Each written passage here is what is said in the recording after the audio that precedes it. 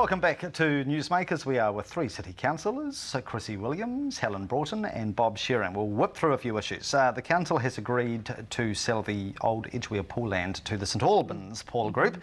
Councillor Nari Button sent me an interesting email a week or so ago, and she claims that in the publicly excluded meeting, the argument was put to council that this group deserved the opportunity to fail. And she has told me that as a city leader, she thought that was an irresponsible argument and you should not set up people to fail. Was that part of the narrative in this meeting? Can I say, Mike, it shouldn't actually, anything that happens in public excluded shouldn't be commented on. So but it's out now. I'm actually surprised, well, I'm surprised that Nari's mentioned it. Nari? Yes, so... Is that your recollection, though, of this meeting? Well, I have a different view. The report was released at the end of our discussion. And when you look at our standing orders, if it's released, everything is released. Oh, okay. But the CEO had a different view from me, and he only released the decision and the way that we voted. Yes. But the standing orders are very clear that the information that was the council was used to make the decision should be released, which means the whole report. And I would have thought if it was released, any discussion would also be released. People shouldn't be saying things in public excluded they don't want out in the public. Did councillors vote to give this group an opportunity to fail? Is Nari right? I didn't. No. Absolutely not. Has she got the wrong end of the stick? I'm not going to. She's got a version of it, but I think this group, and rightly or wrongly, they've fought really hard to get where they've got to. Yeah. And I'm happy to. And we were happy to give them the chance to prove that they can do it, and that's simply all it's about. Now, whether you read that as being a chance to succeed or a chance to fail, well, it depends on which side of the fence you sit on, I guess. Okay. Actually, Mike, Very quickly, yes. Yes, I have a different view. In public excluded, and we could have it on commercial business, if you like, then those discussions are not open to the public. But what's open to the public is the vote at the end. And so I think there's a real issue here about how much one can comment on what councillors say in fact, a public excluded meeting. OK. All right, we'll move on to another matter just quickly. The sign of the Kiwi tea rooms. I know there's been quite a concerted letter-writing campaign in the Mail newspaper in recent weeks over this. Are we going to have tea rooms for the foreseeable future once this new tender is awarded, or is it going to be an information kiosk? Do we know? I'm expecting it will be an afternoon tea kiosk, a cafe as it is now. I think what's part of the problem is that the incumbents have been there a long time. I'm not sure of the history of why they haven't put in a tender, but there is. I'm getting the feeling that some bad blood there, and they're talking to people, and so we're getting things in the media that aren't necessarily correct. OK. Party buses. Bad news, Brown? Bad news, Brown? Question mark? Oh, I think party buses certainly I believe, have been operating irresponsibly in recent years. And so the changes to bring them in line with all the regulations around alcohol is good. We certainly need some controls over how they all come into town. Coming in all at the same time and dropping them all off at one time, that's a huge management issue.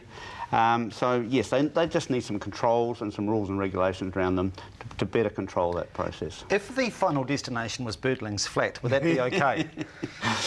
Obviously not, no. Never going to happen. And obviously they are going to be a group, but they go to the trouble of driving all around town to pick people up in general terms. Yeah. So in general terms, why can't they do the same to drop people off? Helen, I'll let you lead the charge on the proposed rates rise for the year, 3.9%. Yes. The hard-hearted would say that is double the rate of inflation. How dare you? Is it a reasonable rise?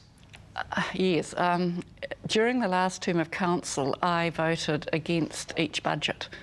And the reason I voted against each budget is that the rate rise was 10% a year. So over 3 years, it was 30%. Now, that was totally wrong, in my view.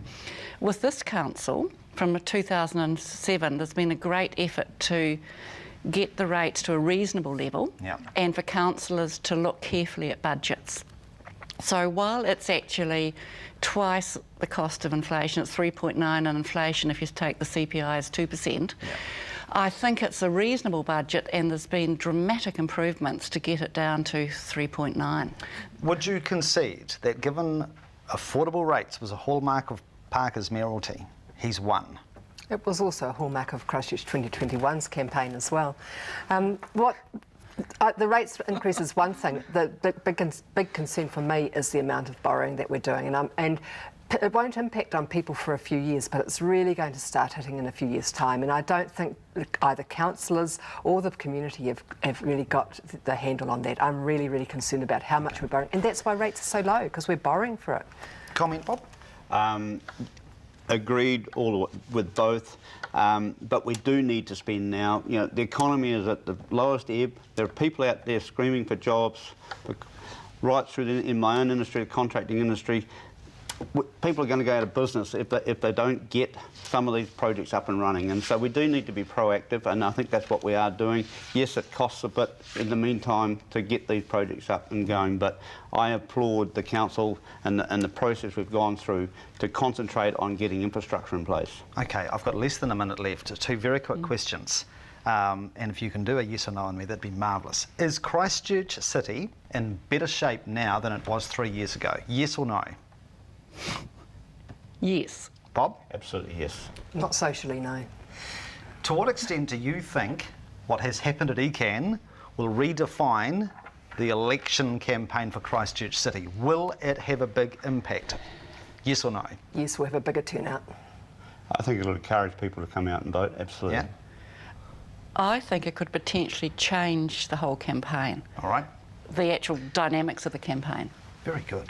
And we've got a lot to discuss between now and October. Very good to have you aboard. Thank you. Thank you very much for your company. Thank you. Thank you, Mike. Councillors Bob Shearing, Chrissie Williams and Helen Broughton. Thanks for your company. Thank you. Good night.